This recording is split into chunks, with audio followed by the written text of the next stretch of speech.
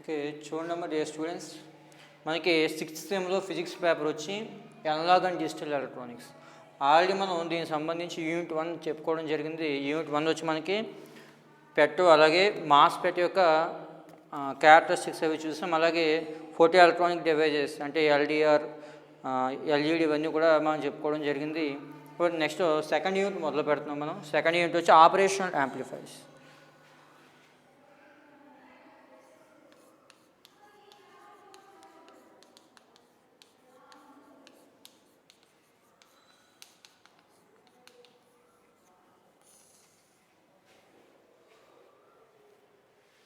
అర్థమైందా? మనకి first unit already మనం డిస్కస్ చేసాం. ఇంకా సెకండ్ యూనిట్ వచ్చి ఆపరేషనల్ యాంప్లిఫైర్స్. యాంప్లిఫైర్ అంటే ఏం తెలుసు మనకి? వీక్గా ఉన్నటువంటి సిగ్నల్ యొక్క స్ట్రెంత్ అని రైట్ చేసేదాన్ని యాంప్లిఫైర్గా మనం చెప్పడం జరుగుతుంది. ఇప్పుడు దీని ఆపరేషనల్ యాంప్లిఫైర్ అంటున్నాం. ఆపరేషనల్ యాంప్లిఫైర్ అంటే కొన్ని రకాల ఆపరేషన్స్ చేసేటువంటి ఏ ఆపరేషన్స్, సిస్టమ్స్ సంబంధించి ఎడిషన్ కానీ, సబ్ట్రాక్షన్ కానీ, మల్టిప్లికేషన్, అలాగే ఇంటిగ్రేషన్, డిఫరెన్షియేషన్ ఇలాంటి ఆపరేషన్ చేసేటువంటి యాంప్లిఫైర్ని ఆపరేషనల్ యాంప్లిఫైర్గా మనం చెప్పడం జరుగుతుంది. ఆపరేషనల్ యాంప్లిఫైర్ యొక్క సింబల్ ఏ విధంగా ఉంటుంది? ఈ విధంగా ఒక ట్రయాంగిల్లో వేసుకుని దీనికి 2 టెర్మినల్ చూపించాలి, ఒకటి మైనస్ ఒకటి ప్లస్. ఈ మైనస్ ఉన్న టెర్మినల్ ఇన్వర్టింగ్ టెర్మినల్ అంటాం.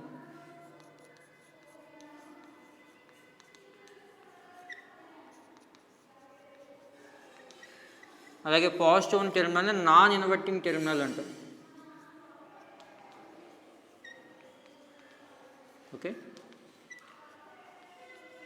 ఆపరేషనల్ యాంప్లిఫైర్ని ఈ విధంగా ట్రయాంగిల్గా చూపించి దానికి 2 ఇన్పుట్స్ ఇస్తాం.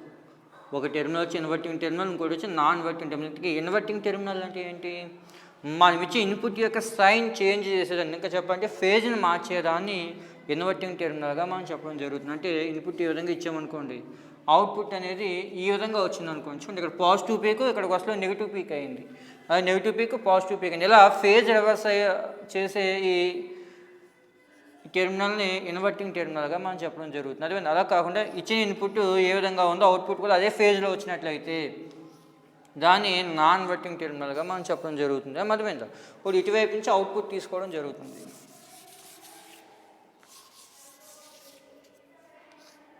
ఇక్కడ V1, V2 అనే 2 ఇన్పుట్లు ఇచ్చినట్లయితే V0 అనే అవుట్పుట్ అనేటువంటిది రావడం జరుగుతుంది. అర్థమైందమ్మా? ఓకే, ఈ ఆపరేషన్ యాంప్లిఫైర్ పనిచేయాలంటే 2 పవర్ సప్లైలు కావాలి. పాజిటివ్ పవర్ సప్లై ఒకటి, నెగిటివ్ పవర్ సప్లై ఒకటి. అర్థమైందా? ప్లస్ V0 ఒకటి, మైనస్ V0 ఒకటి. ఇలా ఆపరేషనల్ యాంప్లిఫైర్ పనిచేయాలంటే plus V, minus V. Okay, positive supply ఒకటి, నెగిటివ్ సప్లై ఒకటి. అర్థమైందా? ఈ విధంగా మనం ఆపరేషనల్ యాంప్లిఫైర్ యొక్క సింబల్ చూపించడం జరుగుతుంది. ఇప్పుడు ఈ ఆపరేషనల్ యాంప్లిఫైర్ యొక్క బ్లాక్ డయాగ్రామ్ చూద్దాం. అసలు ఈ ఆపరేషనల్ యాంప్లిఫైర్ ఎన్ని బ్లాక్స్ ఉంటే అవి చేసే పని ఏంటి, ఆ బ్లాక్ డయాగ్రామ్ గురించి ఒకసారి మనం నేర్చుకుందాం.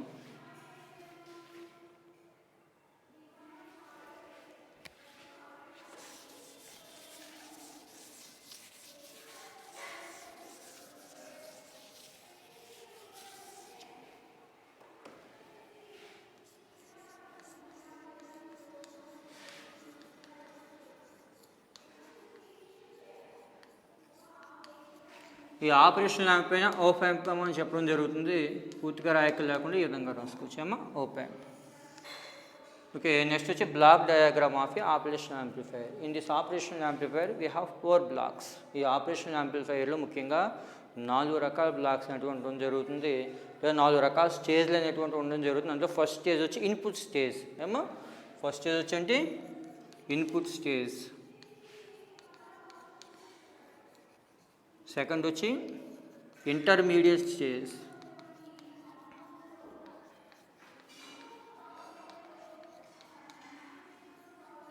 థర్డ్ వచ్చి level shifting stage.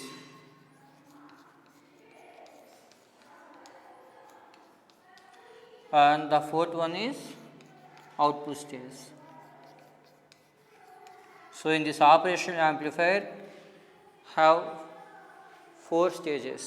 Okay, and the first one is input stage, second one is intermediate stage, and the third one is level shifting stage, and the fourth one is output stage. Okay, ఇందులో first input stage గురించి మనం discuss చేద్దాం. Input స్టేజ్లో మనం 2 ఇన్పుట్లు ఇస్తాం, రెండు అవుట్పుట్లు తీసుకోవడం జరుగుతుంది. ఇది input stage. In this input stage we have given 2 inputs and we take 2 outputs. Okay. In input stage we use differential amplifier. What is differential amplifier? అర్థమైందమ్మా. ఇన్పుట్ స్టేజ్లో మనం డిఫరెన్షియల్ యాంప్లిఫైర్ని యూజ్ చేయడం జరుగుతుంది. డిఫరెన్షియల్ యాంప్లిఫైర్ అంటే ఏంటి?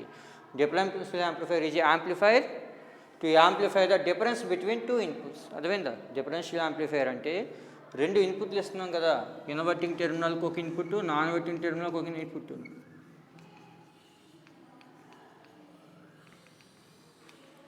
ఆ 2 ఇన్పుట్ల మధ్య ఉన్నటువంటి డిఫరెన్స్ని యాంప్లిఫై చేసి బయటికి పంపించేదాన్ని డిఫరెన్షియల్ యాంప్లిఫైర్గా మనం చెప్పడం జరుగుతుంది. అర్థమైందా?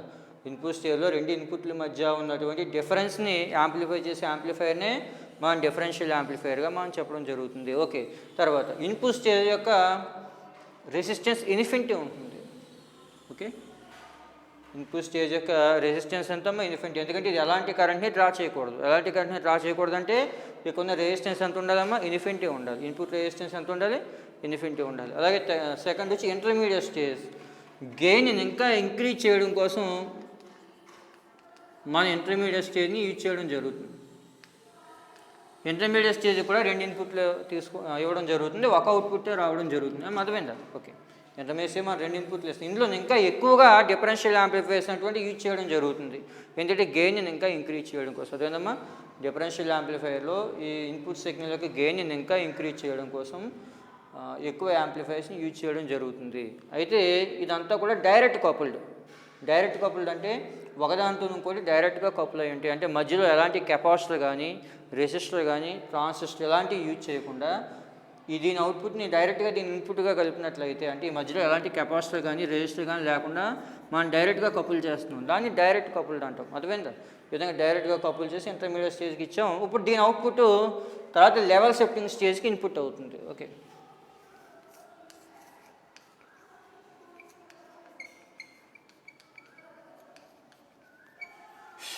అమ్మా దీని అవుట్పుట్టే లెవెల్ షిఫ్టింగ్ స్టేజ్కి ఇన్పుట్ అవుతుంది. ఈ లెవెల్ షిఫ్టింగ్ స్టేజ్లో ఏంటంటే చూడండి, ఇది డైరెక్ట్ కపుల్డ్ కాబట్టి మనం ఇచ్చిన సిగ్నల్తో పాటు డీసీ కరెంట్ కూడా యాంప్లిఫై అవుతుంది. ఇక్కడ మనం ఏంటి? ఇన్పుట్ సిగ్నల్ని యాంప్లిఫై చేయడం. అదేందమ్మా? దీని స్ట్రెంగ్త్ రైజ్ చేయడం. కానీ ఇక్కడ మనం ఇచ్చిన ఏసీ కరెంట్తో పాటు డీసీ కరెంట్ కూడా పెరుగుతుంది. అంటే యాక్చువల్గా డీసీ వోల్టేజ్ 0 ఉండాలి, మనం ఇచ్చిన సిగ్నల్ మాత్రమే రైజ్ అవ్వాలి. కానీ మనం ఇచ్చిన సిగ్నల్తో పాటు కొంత డీసీ వాల్యూ కూడా కొంత వోల్టేజ్ చూపిస్తుంది. ఆ డీసీ వోల్టేజ్ 0 చేయడానికి, అంటే గ్రౌండ్ చేయడానికి ఉపయోగపడేటువంటి స్టేజే లెవెల్ షిఫ్టింగ్ స్టేజ్. ఈ లెవెల్ షిఫ్టింగ్ స్టేజ్ ఏంటంటే ఎమిటర్ ఫాలోవర్.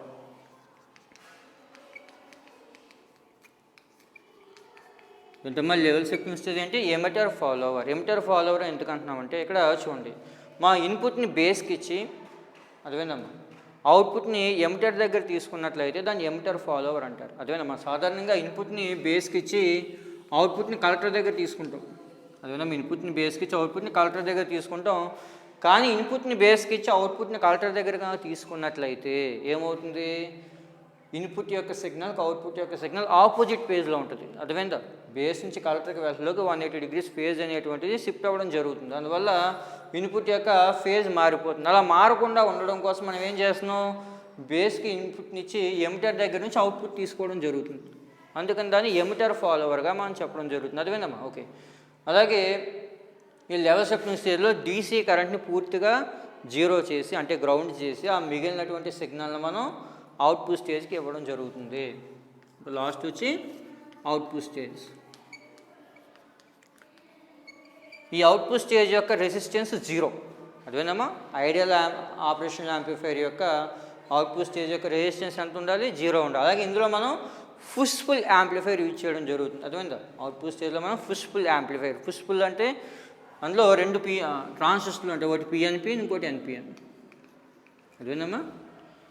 అవుట్పుట్ స్టేజ్లో 2 ట్రాన్సిస్టర్లు ఉంటాయి, పిఎన్పి ట్రాన్సిస్టర్ ఒకటి, ఎన్పిఎన్. ఆ 2 ట్రాన్సిస్టర్లు యూజ్ చేయడం వల్ల అది పుష్ఫుల్ యాంప్లిఫైర్గా పనిచేయడం జరుగుతుంది. అంటే ఒక పిఎన్పి ట్రాన్సిస్టర్ సిగ్నల్ పుష్ చేసింది అనుకోండి, అదే సిగ్నల్ని ఎన్పిఎన్ ఫుల్ చేస్తుంది. అర్థమైందా? ఇలా పుష్ఫుల్ యాంప్లిఫైర్ని యూజ్ చేసి మనం సిగ్నల్ బయటికి తీసుకోవడం జరుగుతుంది. ఆ బయటకు వచ్చిన సిగ్నల్ అనేది యాంప్లిఫై అవ్వడం జరుగుతుంది. అంటే మనం ఇచ్చే ఇన్పుట్ కన్నా అవుట్పుట్ యొక్క స్ట్రెంగ్త్ అనేది కొద్దిగా పెరుగుతుంది, అంటే గెయిన్ అవుతుంది అనమాట. అర్థమైందా? ఆ విధంగా మనకి ఆపరేషనల్ యాంప్లిఫైర్ యొక్క బ్లాక్ డయాగ్రామ్ ఉంటుంది. ఓకే, నెక్స్ట్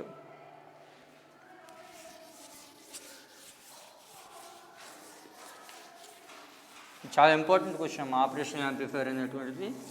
చాలా ఇంపార్టెంట్ క్వశ్చన్, మనకి ఎగ్జామ్స్లో ఎక్కువగా అడుగుతున్నారు, జాగ్రత్తగా చదవండి.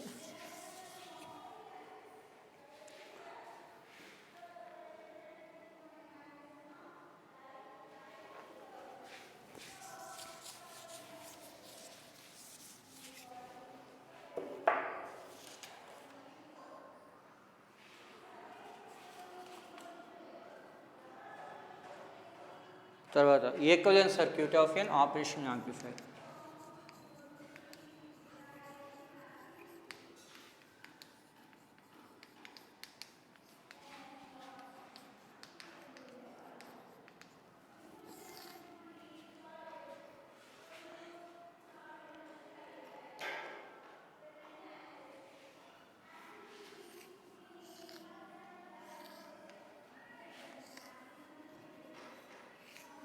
రెండు ఇన్పుట్లకి మధ్య ఇచ్చినటువంటి ఈ రెసిస్టెన్స్ ఇన్పుట్ రెసిస్టెన్స్గా మనం చెప్పడం జరుగుతుంది. దాన్ని R8 డినోట్ చేస్తాం. అర్థమైందమ్మా? అలాగే ఇది inverting terminal, non inverting terminal. అర్థమైందా? ఇక్కడ మైనస్ వేసామంటే అర్థం ఏంటి?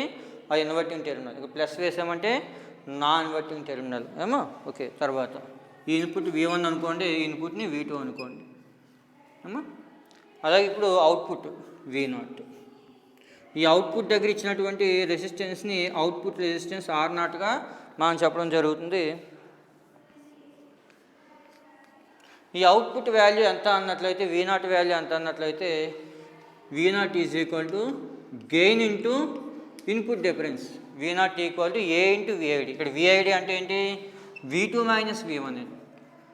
The difference between two input voltages is called input difference. VID is equal to V2 minus 1. Input డిఫరెన్స్ని గెయిన్తో మల్టిప్లై చేసినట్లయితే ఆ వాల్యూని మనం V0గా అవుట్పుట్గా చెప్పడం జరుగుతుంది. అర్థమైందమ్మా? ఇక్కడ వచ్చే గెయిన్ని ఇన్పుట్ డిఫరెన్స్తో మల్టిప్లై చేస్తే అది అవుట్పుట్ అవుతుంది. V0 equal to A into VIDగా మనం చెప్పొచ్చు. ఇక్కడ R ఇన్పుట్ రెసిస్టెన్స్, R0 ఏంటి? Output resistance. ఇదేంటి? ప్రాక్టికల్ ఆపరేషనల్ యాంప్లిఫైర్కి. అర్థమైందా? ప్రాక్టికల్ ఆపరేషనల్ యాంప్లిఫైర్కి అయితే RA ఇన్ఫినిటీ అవ్వదు, R0 జీరో అవ్వదు. ప్రాక్టికల్ ఆపరేషనల్ యాంప్లిఫైర్కి మనం RA R0 రెండింటిని మనం చూపించగలం. అర్థమైందా? అదే ఐడియల్ ఆపరేషనల్ యాంప్లిఫైర్కి అయితే R0 జీరో అవుతుంది. బ్లాక్ డయాగ్రామ్లో చెప్పుకున్నాం కదా, ఇన్పుట్ రెసిస్టెన్స్ హై ఉండాలి, అవుట్పుట్ రెసిస్టెన్స్ జీరో ఉండాలి ఫర్ ఐడియల్ ఆపరేషనల్ యాంప్లిఫైర్. అమ్మా ఇది ప్రాక్టికల్ ఆపరేషనల్ యాంప్లిఫైర్కి. తర్వాత వచ్చి ఐడియల్ ఆపరేషనల్ యాంప్లిఫైర్కి చూద్దాం.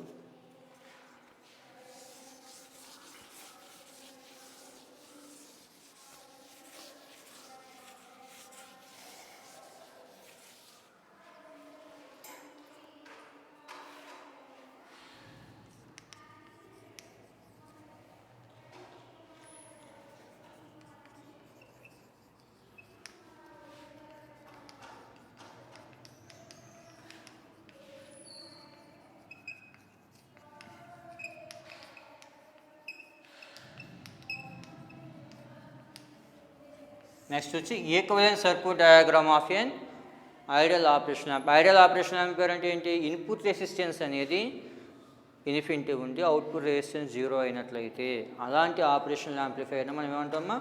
Ideal operational amplifier, ideal op యాంప్గా మనం చెప్పడం జరుగుతుంది. ఇప్పుడు దానికి సంబంధించి చూద్దాం. ఇక్కడ V1 V2 అనేటువంటి రెండు ఇన్పుట్ టెర్మినల్స్ ఇచ్చాం.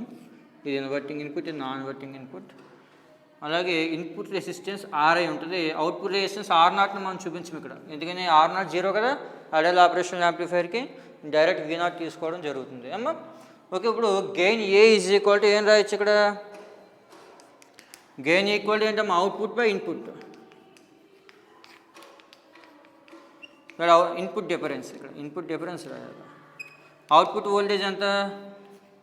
V0 by input voltage difference ఎంతమ్మా? V2 minus V1. లేదా దీన్నే V0 బై VIDగా రాసుకోవచ్చు. Therefore output V0 is equal to A into VIDగా మనం చెప్పవచ్చు. ఇది ఐడియల్ ఆపరేషన్ యాంప్లిఫైర్ యొక్క అవుట్పుట్ అవుతుంది. ఓకే, అర్థమైందమ్మా? అయితే చూడండి, ప్రాక్టికల్ ఆపరేషన్ యాంప్లిఫైర్కి ఐడియల్ ఆపరేషన్ యాంప్లిఫైర్కి రెండింటికి V0 ఫామ్లో ఒకటి అయినప్పటికీ గెయిన్ ఏ వాల్యూ చేంజ్ అవుతుంది, ఎందుకంటే అక్కడ అవుట్పుట్ రెసిస్టెన్స్ ఉంది, ఇక్కడ అవుట్పుట్ రెసిస్టెన్స్ లేదు. ఫామ్లో ఒకటైనా వాల్యూ చేంజ్ అవుతాయి అనమాట ఏమో. ఓకే, నెక్స్ట్ వచ్చి కాన్సెప్ట్ ఆఫ్ విర్చువల్ గ్రౌండ్.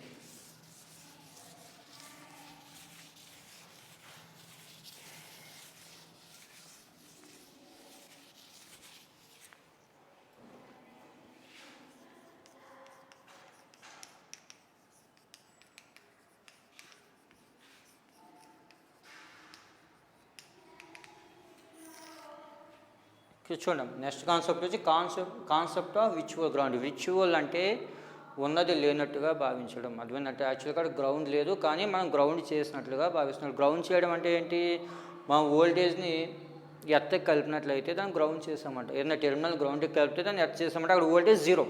అదేందమ్మా, ఎక్కడైతే వోల్టేజ్ జీరో అవుతుందో దాన్ని గ్రౌండ్ అంటాం. కానీ ఇక్కడ గ్రౌండ్ లేకపోయినా అంటే అక్కడ వోల్టేజ్ మనం కొంత అప్లై చేసినా కానీ జీరో అని చూపిస్తుంది. అది ఏ విధంగా చూద్దాం. ఈ కాన్సెప్ట్ ఆఫ్ విర్చువల్ గ్రౌండ్ అనేది ఓన్లీ ఐడియల్ ఆపరేషనల్ యాంప్లిఫైర్కి మాత్రమే పనిచేస్తుంది.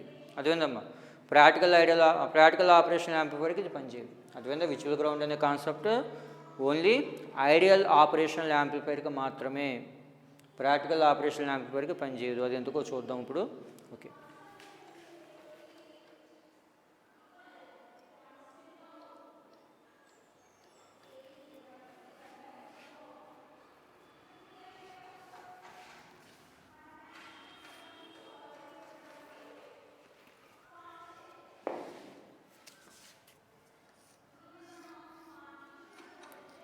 ఆపరేషనల్ యాంప్లిఫైర్ తీసుకోండి. దీనికి ఒక ఇన్పుట్ రెసిస్టెన్స్ పెట్టి నెగిటివ్ టెర్మినల్కి V1 అనే వోల్టేజ్ని అప్లై చేయండి అమ్మా. ఇన్వర్టింగ్ టెర్మినల్కి మనం ఏం చేసాం, V1 వోల్టేజ్ని అప్లై చేసాం. అలాగే నాన్ ఇన్వర్టింగ్ టెర్మినల్ని గ్రౌండ్ చేయండి. అదేందమ్మా, మనం V1 మాత్రమే అప్లై చేసాం, V2ని ఏం చేసాం, గ్రౌండ్ చేసాం. తర్వాత అంటే దాని అర్థం V2 = 0. ఇక్కడ నుంచి అవుట్పుట్ V0ని తీసుకుందాం. అదేవిధంగా ఇక్కడ చూడండి, ఇన్వర్టింగ్ టెర్మినల్కి V1 అనే వోల్టేజ్ని అప్లై చేశాను, నాన్ ఇన్వర్టింగ్ టెర్మినల్కి గ్రౌండ్ చేస్తాను. అంటే దాని అర్థం V2 వాల్యూ నేను ఇవ్వలేదు, అంటే V2 = 0. రెండు ఇన్పుట్లు ఇవ్వాలి, అందులో ఒక ఇన్పుట్ని నేను ఇచ్చాను, V1 మాత్రమే ఇచ్చాను. V2ని ఏం చేశాను, 0 చేశాను. చూడండి, V1 వోల్టేజ్ అప్లై చేసాను త్రూ ఇన్పుట్ రెసిస్టెన్స్ R1 ద్వారా అప్లై చేస్తే ఇక్కడ ఎంత వోల్టేజ్ ఉండాలి, V1 వోల్టేజ్ ఉండాలి. ఆ V1 వోల్టేజే ఇన్వర్టింగ్ టెర్మినల్కి వెళ్తుంది అమ్మ, అదే అవుట్పుట్గా బయటకు రావడం జరుగుతుంది. ఇప్పుడు ఏం చేస్తున్నాను అంటే నేను అవుట్పుట్ నుంచి ఇన్పుట్కి ఒక రెసిస్టర్ని కనెక్ట్ చేస్తున్నాను. అదేవిధంగా అవుట్పుట్ నుంచి ఇన్పుట్కి ఒక రెసిస్టర్ని కనెక్ట్ చేస్తున్నాను. దీన్నే ఫీడ్బ్యాక్ రెసిస్టర్ అంటారు.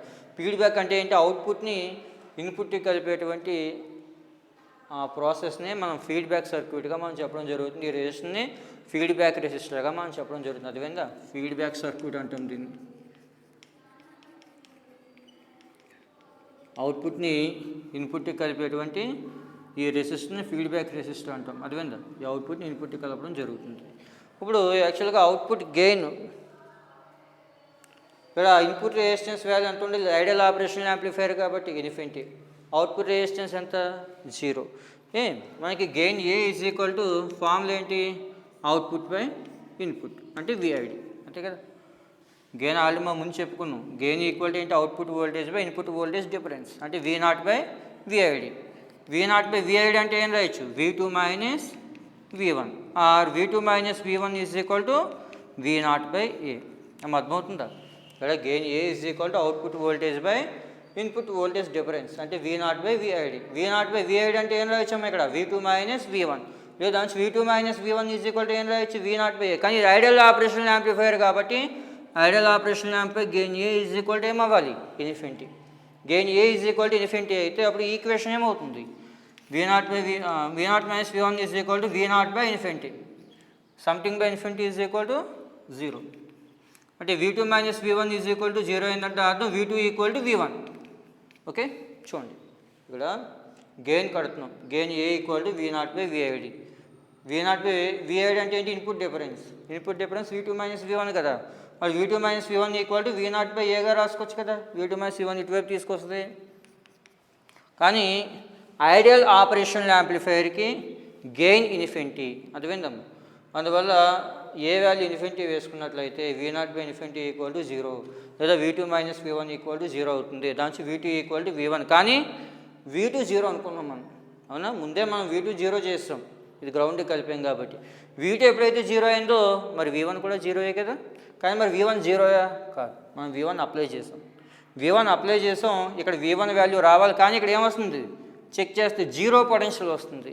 0 పొటెన్షియల్ ఎప్పుడు వస్తుంది, అది గ్రౌండ్ అయినప్పుడు మాత్రమే వస్తుంది. అంటే ఇక్కడ గ్రౌండ్ లేకపోయినా గ్రౌండ్ ఉన్నట్టుగా అనిపిస్తుంది. కాబట్టి ఈ పాయింట్ని ఏమనాలి, విచువల్ గ్రౌండ్. దీన్నే కాన్సెప్ట్ ఆఫ్ విచువల్ గ్రౌండ్గా మనం చెప్పడం జరుగుతుంది. చాలా ఇంపార్టెంట్ క్వశ్చన్. బ్లాక్ డయాగ్రామ్ తర్వాత ఇది బాగా ఎక్కువ ఇంపార్టెంట్. 2 క్వశ్చన్లు ఎక్కువ రావడానికి అవకాశం ఉంది. అమ్మ జాగ్రత్తగా చదవండి.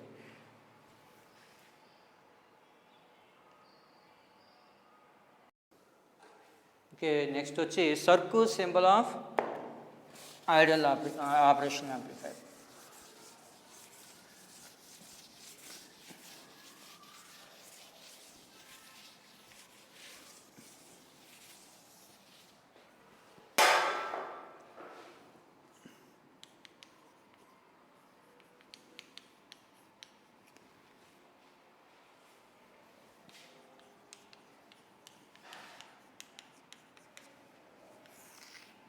ఓకే, నెక్స్ట్ వచ్చి circuit symbol of CA741 operational amplifier. ఈ ఆపరేషనల్ యాంప్లిఫైయర్ యొక్క నెంబర్ అనమాట CA741 అనేటువంటి. మొత్తం circuit symbol of CA741 operation. ఇక్కడ ఆపరేషనల్ యాంప్లిఫైయర్కి మెయిన్గా 8 లెగ్స్ ఉంటాయి. అది విందాం. ఎక్కువగా యూజ్ చేసేటువంటి వాటిలో 8 లెగ్స్ ఉంటాయి. అందులో చూడండి, ఇది ఆపరేషనల్ యాంప్లిఫైర్. అందులో ఆల్రెడీ మనకి 3 టెర్మినల్స్ బాగా అలవాటు. ఏంటి, ఇన్వర్టింగ్ ఒకటి, నాన్ వర్టింగ్ ఒకటి, అలాగే అవుట్పుట్ ఒకటి. మనం ఆపరేషనల్ యాంప్లిఫైయర్లో ఇన్వర్టింగ్ టెర్మినల్ ఏ పిన్ని కలపాలి అన్నట్లయితే 2వ నెంబర్ ఉన్నటువంటి పిన్నికి కలపాలి. అదేందమ్మా. అలాగే పాజిటివ్ అంటే నాన్ వర్టింగ్ ఇన్పుట్ని ఏ పిన్నికి ఇవ్వాలి, 3వ పిన్నికి. అర్థమైందా. ఇక్కడ చూడండి, ఇది ఆపరేషనల్ యాంప్లిఫైయర్ అనుకోండి.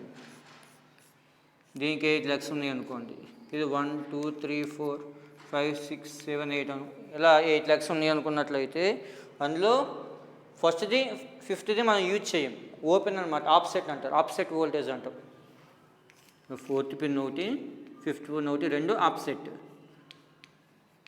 అంటే దాని అర్థం ఆ 2 పిన్లు ఓపెన్ చేసి ఉన్నట్టు అన్నమాట. వాటిని మనం ఓపెన్ చేసినట్టుగా లెక్క, వాటిని యూజ్ చేయం. అలాగే 8వ పిన్ కూడా పూర్తిగా దేనికి కనెక్ట్ చేయం, అది కూడా ఓపెన్ కింద లెక్క. అంటే ఈ 2 గ్రౌండ్ కింద లెక్క. 4 5 ఆఫ్సెట్ అనమాట, యూజ్ చేయం. 8వ పిన్ కూడా మనం దేనికి కనెక్ట్ చేయం. ఇంకా మిగిలినటువంటి టెర్మినల్స్లో ఈ అవుట్పుట్ని ఏ లెగ్ నుంచి తీసుకోవాలన్నట్లయితే 6th నుంచి. మరి 7th 4th ఏం చేయాలి, 7th 4th ఏం చేయాలంటే చూడండి, సారీ 7th ఇక్కడ ఫస్ట్ 5th ఆఫ్సెట్ అమ్మ. సారీ 4 5 కదా, 1 5 ఆఫ్సెట్. ఇంకా దీనికి 2 ఇన్పుట్లు ఇవ్వాలి కదా, పాజిటివ్ పవర్ సప్లై ఒకటి, నెగిటివ్ పవర్ సప్లై ఒకటి. +V ఒకటి, -V ఒకటి. 2 DC పవర్లు కానీ AC పవర్ సప్లైలు కానీ ఏవో 2 పవర్ సప్లైలు ఇవ్వాలి. +V కానీ -V కానీ. అదేందమ్మా. ఇక్కడ +Vని 7వ నెంబర్ ఉన్న పిన్నికి ఇవ్వాలి, -Vని 4వ నెంబర్ ఉన్న పిన్నికి ఇవ్వాలి. అదేందమ్మా. 7వ నెంబర్ ఉన్న పిన్నికి +Vని ఇచ్చి నెగిటివ్ టెర్మినల్ గ్రౌండ్ చేయాలి. అలాగే 4th టెర్మినల్కి -Vని ఇచ్చి కలపాలి. అర్థమైంది. ఇలా 7కి 4కి 2 పవర్ సప్లైని ఇవ్వడం జరుగుతుంది. అలాగే 6వ టెర్మినల్ నుంచి మనం అవుట్పుట్ని తీసుకోవడం జరుగుతుంది. ఏమో ఇంకా ఈ 8వ పిన్ మనం యూజ్ చేయం, అందుకే ఈ డయాగ్రామ్లో చూపించాలి. అర్థమైందా. ఇలా చూడండి, 2వ టెర్మినల్ వచ్చి నాన్ వర్టింగ్, 3వ టెర్మినల్ వచ్చి 2 వచ్చి ఇన్వర్టింగ్, 3 వచ్చి నాన్ వర్టింగ్, 1 5 2 ఆఫ్సెట్ అనమాట. అంటే ఓపెన్ చేస్తున్నట్లు లెక్క అనమాట. 4వది వచ్చి నెగిటివ్ పవర్ సప్లై, 7వ పిన్ వచ్చి పాజిటివ్ పవర్ సప్లై, 6వ పిన్ నుంచి అవుట్పుట్ మనం బయటికి తీసుకోవడం జరుగుతుంది. ఏమో ఈ విధంగా CA741 యొక్క సర్క్యూట్ సింబల్ అనేటువంటి ఉండడం జరుగుతుంది. ఇప్పుడు ప్యాకింగ్, ఈ ఐసీని ఏ విధంగా ప్యాక్ చేస్తారు.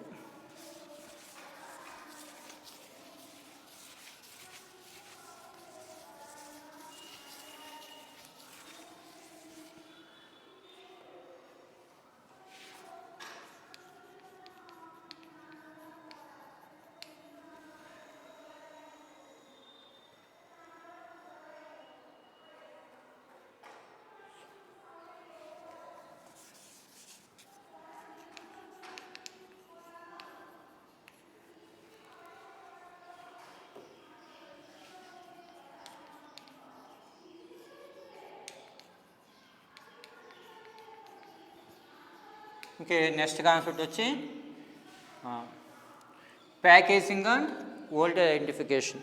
ఇక్కడ ఆపరేషనల్ యాంప్లిఫైయర్ యొక్క ప్యాకేజ్ ఏ విధంగా ఉంటుంది, దాన్ని ఏ విధంగా ఐడెంటిఫై చేయాలి, దాని యొక్క పిన్ నెంబర్స్ మనకి ఏ విధంగా తెలుస్తాయి అని చూసినట్లయితే మనకి ప్యాకింగ్లో రెండు రకాలు ఉంటాయి. మెటల్ కేస్ ఒకటి, అలాగే డ్యూల్ ఇన్లైన్ ప్యాకింగ్ ఒకటి. ఏమో మెటల్ కేస్ ఒకటి, డ్యూల్ ఇన్లైన్ ప్యాకింగ్. చూడండి, ఫస్ట్ వచ్చి మెటల్ కేస్,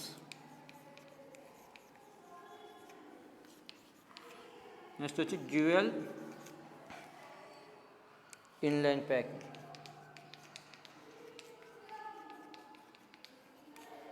ఇక డ్యూయల్ ఇన్లైన్ ప్యాకింగ్ని డిప్ అని కూడా అంటాం. డ్యూయల్ ఇన్లైన్ ప్యాకింగ్ని డిఫ్ అని కూడా అంటాం. ఒకటి మెటల్ కేసు, ఇంకోటి ఏంటమ్మా డ్యూయల్ ఇన్లైన్ ప్యాకింగ్, డిఫ్ అంటుంది దాన్ని. ఓకే, చూడండి, ఈ మెటల్ కేస్ ప్యాకింగ్ని ఇందులో మనకి 8 కానీ 10 కానీ 12 8 to 10 లీడ్స్ ఉన్నటువంటి ఆపరేషన్ యాంప్లిఫైయర్స్ ఉండడం జరుగుతుంది. మెటల్ కేసులో 8 కానీ 10 కానీ 12 లీడ్స్ ఉన్నటువంటి లీడ్స్ లేదా లెగ్స్ ఉన్నటువంటి ఆపరేషన్ యాంప్లిఫైయర్స్ అనేటువంటి మనం తీసుకోవడం జరుగుతుంది. ఏమో దీన్నే టైప్ 2, 5 అని కూడా అనడం జరుగుతుంది.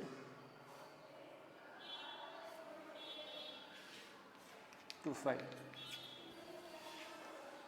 టైప్ 2-5 ఏమో మెటల్ కేస్ యాంప్లిఫైయర్ని టైప్ 2-5గా కూడా మనం చెప్పడం జరుగుతుంది. ముందు దాని గురించి డిస్కస్ చేశాక ఆ డ్యూయల్ ఇన్లైన్ ప్యాకింగ్ గురించి చూద్దాం.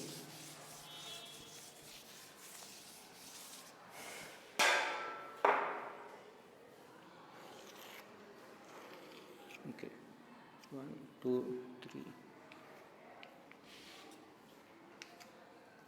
ఇందులో ఎనిమిదో పిన్ని మనం యూజ్ చేయం, అదేనమ్మా, ఇది నాట్ కనెక్టెడ్.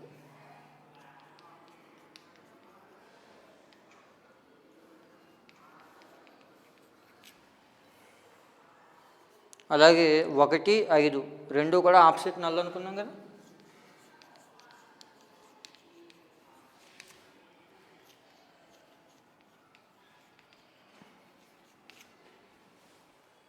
నెక్స్ట్ వచ్చి 2 ఇన్వర్టింగ్ టెర్మినల్, 3 నాన్ ఇన్వర్టింగ్.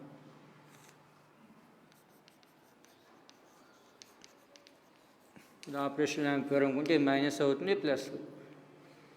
ఇది ఇన్వర్టింగ్, ఇది నాన్ ఇన్వర్టింగ్. ఇంకా అవుట్పుట్ వచ్చి మనం 6 దగ్గర నుంచి తీసుకోవడం జరుగుతుంది.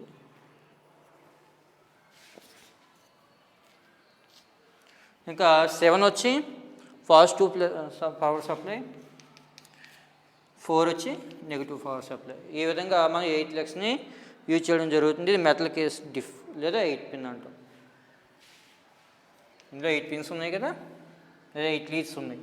దీన్ని మెటల్ కేస్ ఆపరేషనల్ యాంప్లిఫైయర్గా మనం చెప్పడం జరుగుతుంది.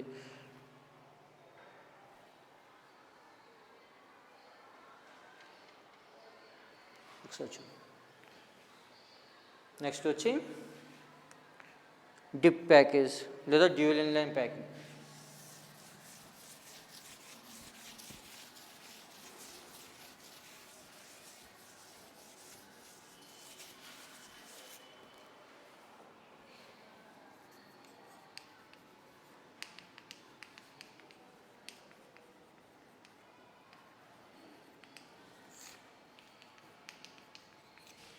ఇందులో మనకి 8 కానీ 14 కానీ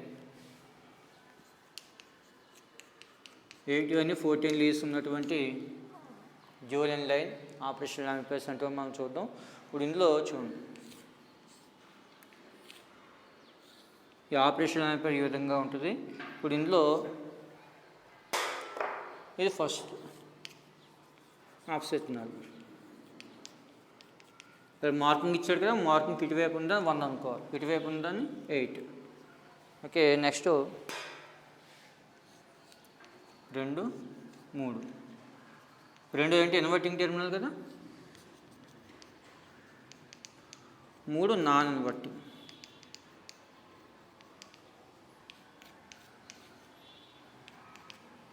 నాలుగు వచ్చి offset null, sorry negative power supply. 4 వచ్చి -V అమ్మ, నెగిటివ్ పవర్ సప్లై. తర్వాత 5 వచ్చి ఆఫ్సెట్ నల్. ఆర్ వచ్చి అవుట్పుట్, 7 వచ్చి ప్లస్. అదేవిధంగా ఇలా మనం 8 టెర్మినల్స్ని యూజ్ చేయడం జరుగుతుంది. అదేవిధంగా డ్యూల్ ఇన్లైన్ ప్యాకింగ్ డిప్ ప్యాకింగ్లో మనకి 8 లీడ్స్ అనమాట. అందులో ఫస్ట్ ఆఫ్సెట్ వోల్టేజ్, అలాగే ఫిఫ్త్లో కూడా ఆఫ్సెట్ నల్ లేదా ఆఫ్సెట్ వోల్టేజ్. తర్వాత 2, 3 టెర్మినల్స్ వచ్చి ఒకటి ఇన్వర్టింగ్ ఇంకోటి నాన్ ఇన్వర్టింగ్. 4th వచ్చి నెగిటివ్ పవర్ సప్లై, 7th వచ్చి పాజిటివ్ పవర్ సప్లై. 6 నుంచి అవుట్పుట్ని మనం తీసుకోవడం జరుగుతుంది. ఏమో 8వ పిన్ వచ్చి మనం యూజ్ చేయం, అదేవిధంగా అది నాట్ కనెక్టెడ్గా రాసేస్తే సరిపోతుంది.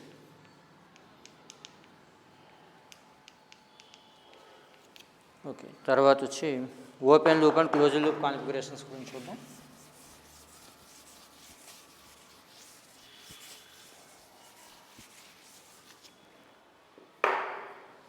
నెక్స్ట్ కాన్సెప్ట్ వచ్చి ఓపెన్ లూప్ అండ్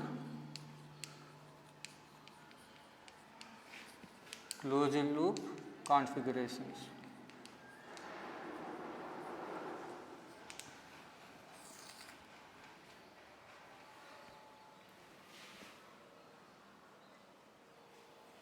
ఇక్కడ ఓపెన్ లూప్ కాన్ఫిగరేషన్ అన్నట్లయితే ఇన్పుట్కి అవుట్పుట్కి మధ్య ఎలాంటి ఫీడ్బ్యాక్ రెసిస్టర్ కనెక్ట్ చేయకపోయినట్లయితే, ఇన్వర్టింగ్ టెర్మినల్ ఇది నాన్ ఇన్వర్టింగ్, ఇన్వర్టింగ్కి నాన్ ఇన్వర్టింగ్కి మధ్య ఎలాంటి అవుట్పుట్ V0, ఈ రెండింటికి మధ్య ఎలాంటి ఫీడ్బ్యాక్ రెసిస్టర్ కనెక్ట్ చేయకపోయినట్లయితే దాని ఓపెన్ లూప్ కాన్ఫిగరేషన్గా మనం చెప్పడం జరుగుతుంది.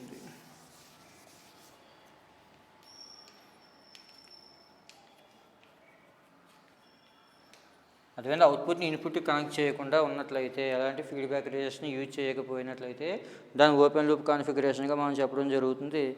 ఇప్పుడు gain of open loop configuration, OL అంటే ఓపెన్ లూప్ అని, is equal to output by input V0 by VID. అదేవిధమ్మా ఓపెన్ లూప్ కాన్ఫిగరేషన్కి ఓఎల్ అని రాస్తున్నాం, ఓపెన్ లూప్ అని చెప్పడం కోసం. OL is equal to V0 by VID. అదేవిధంగా దాని open loop configuration of operation యాంప్లిఫైయర్గా మనం చెప్పడం జరుగుతుంది. అవుట్పుట్కి ఇన్పుట్కి మధ్య ఎలాంటి ఫీడ్బ్యాక్ రెసిస్టర్ కనెక్ట్ చేయకపోతే. అలా కాకుండా ఒక ఫీడ్బ్యాక్ రెసిస్టర్ని కనెక్ట్ చేసామనుకోండి,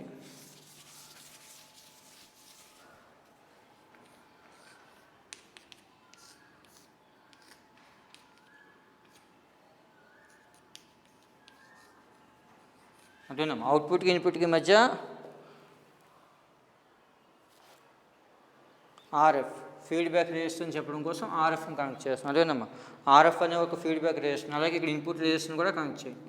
ఇక్కడ ఆర్ఎఫ్ అనేటువంటి ఒక ఫీడ్బ్యాక్ రెసిస్టర్ని మనం కనెక్ట్ చేసినట్లయితే కనుక దాన్ని క్లోజ్డ్ లూప్ కాన్ఫిగరేషన్గా మనం చెప్పడం జరుగుతుంది. అదేవిధంగా ఇన్పుట్కి అవుట్పుట్కి మధ్య ఒక రెసిస్టర్ని కనెక్ట్ చేసినట్లయితే దాని ఫీడ్బ్యాక్ రెసిస్టర్గా మనం చెప్పడం జరుగుతుంది. ఇప్పుడు దీనికి గెయిన్ ACL అని రాయాలి, క్లోజ్డ్ లూప్ అని చెప్పడం కోసం CL అని రాసాం. ACL is equal to closed loop is equal to ఏం రాయొచ్చు, output voltage by input voltage difference. అంటే ACL is equal to V0 by VIDగా లేదా VIగా మనం రాయొచ్చు. అదేవిధంగా ఇక్కడ ఫీడ్బ్యాక్ రెసిస్టర్ యూజ్ చేయకపోతే ఓపెన్ లూపు, ఫీడ్బ్యాక్ రెసిస్టర్ని కనెక్ట్ చేసినట్లయితే క్లోజ్డ్ లూప్గా మనం చెప్పడం జరుగుతుంది. ఓకే,